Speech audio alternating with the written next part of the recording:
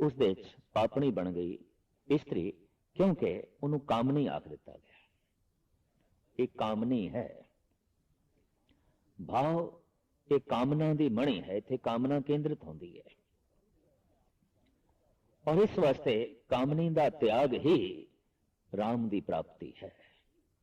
कामनी का त्याग ही काम की प्राप्ति जो है, काम का त्याग है। गुरु नानक देव जी ने नहीं मनिया कामनी का त्याग, काम का त्याग नहीं है। कामनी का त्याग हो के भी काम का त्याग नहीं हो सकेगा। साहिब श्री गुरु नानक देव जी महाराज की विचारधारा आप कहते ने, अनक जतन करे बिंद कि वे ना रहाई, मनुआ डोले नरके जाए।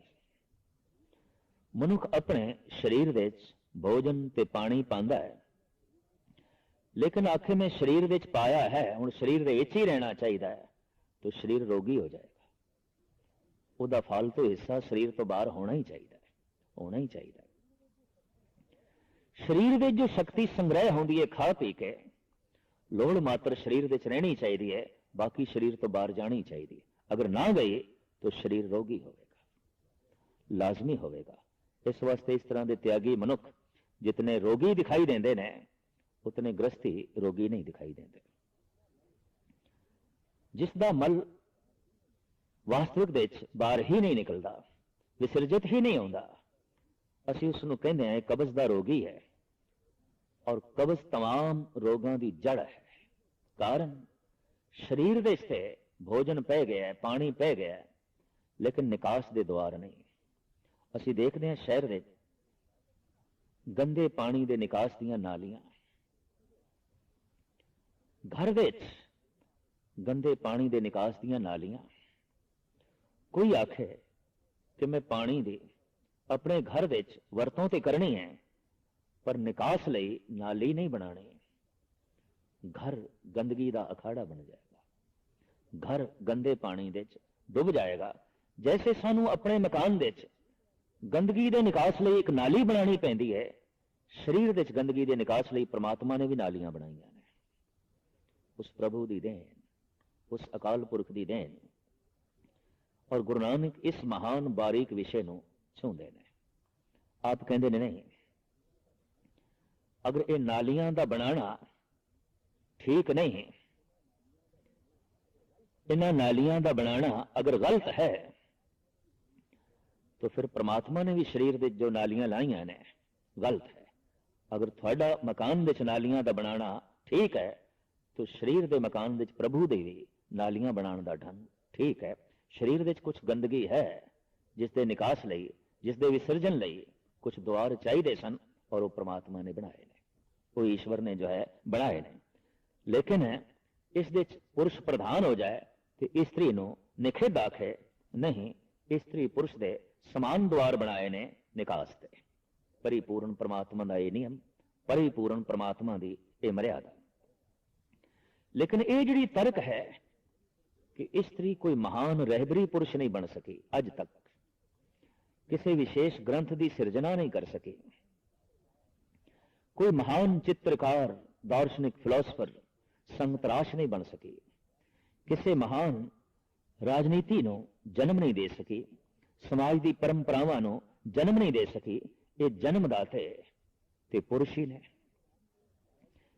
इसनों गुरु नानक देव जी महाराज कहते हैं कि पुरुष दे एक हीण भाव ने ही सब कुछ नो जन्म दिता है। हीण भाव, एहसास कमतरी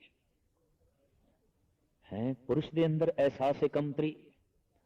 और उसने चित्रकला नु जन्म दिता होवे, उसने मूर्तियां नु जन्म दिता होवे, उसने विज्ञान नु जन्म दिता होवे, उसने ज्ञान नु जन्म दिता होवे। गुरु नानक देव जी महाराज कहते हैं हाँ, क्यों कि स्त्री ने एक विज्ञानक नु जन्म दिता, इस दे संतुष्ट हो गई। हुण विज्ञानक एक विज्ञान नु जन्म दे रहा है, क्योंकि विज्ञानक के अंदर एक हीण भावना है। स्त्री ने जन्म दिता एक जीवदी जागदी मूर्ति नो, तो किसी मूर्ति नु मैं भी ते जन्म देवां। इत्थों ही संग तराशी आरंभ हुई, इत्थों ही चित्रकला आरंभ हुई। एक हीण भाव तो, एक एहसास कमतरी तो। उसे ख्याल नु गुरु नानक देव जी महाराज कहते हैं कि सो क्यों मंदा आखिए जित जम्मे राजान, राजान तो मुराद है महान मनुख। अवतार जितना महान है, अवतार ਨੂੰ जन्म देने वाली मां भी उतनी ही महान है। वो क्यों नहीं अवतार बन सके? उसका समा ਤੇ उसकी ਸਰੀਰਕ शक्ति अवतार ਨੂੰ जन्म देने ਵਿੱਚ ਲੱਗ गई। उसका समा ਤੇ उसकी शक्ति अवतार ਨੂੰ पालन ਵਿੱਚ ਲੱਗ गई। वो आप किस तरह बने? समा खर्च करके, शक्ति खर्च करके ही कोई अवतार बनता है, तो वो शक्ति थी उसकी खर्च हो गई अवतार ਨੂੰ जन्म दे के। वो शक्ति उसकी खर्च हो गई एक भगत ਨੂੰ जन्म दे के, एक संत ਨੂੰ जन्म दे के, एक चित्रकार ਨੂੰ जन्म दे के। जैसे सारे पुरुष चित्रकार नहीं होंगे, मूर्तिकार नहीं होंगे, अवतार नहीं होंगे, संत नहीं होंगे, सारिया स्त्रियां च भी यह समर्था नहीं होंगी कि वह संत ਨੂੰ जन्म दे सके, चित्रकार ਨੂੰ जन्म दे सके। लेकिन कुछ चित्रकारां ਨੂੰ वेख के ते कुछ अवतारी पुरुषां ਨੂੰ वेख के, कुछ ग्रंथकारां ਨੂੰ वेख के स्त्री ਨੂੰ नखिड कहना कि यह नंबर 2 ते खड़ी है, पिछे खड़ी है, महाराज कहते यह कहना गलत है। वो इस वास्ते चित्रकार नहीं बन सकी कि उसने जन्म दे दिता एक चित्रकार ਨੂੰ। वो इस वास्ते रहबर नहीं बन सकी कि उसने जन्म दे दिता एक रहबर ਨੂੰ। और जब भी किसी ਨੂੰ जन्म देना है, शक्ति ते खर्च होगी। एक संतरास की शक्ति भी खर्च हो रही है, समा खर्च हो रहा है एक पत्थर ਨੂੰ मूर्ति की शक्ल देने ਵਿੱਚ। एक स्त्री का समा ते शक्ति भी खर्च हो रही है खून, मिंज, मांस ਨੂੰ एक जीवदी जागदी मूर्ति की शक्ल देने ਵਿੱਚ।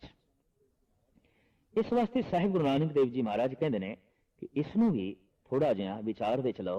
सो क्यों मंदा आखिए जित जम्मे राजान। ते फिर इसकी व्याख्या करते सतगुरु कहते हैं भंड जमीए, भंड निमीए, भंड मंगण वे आओ।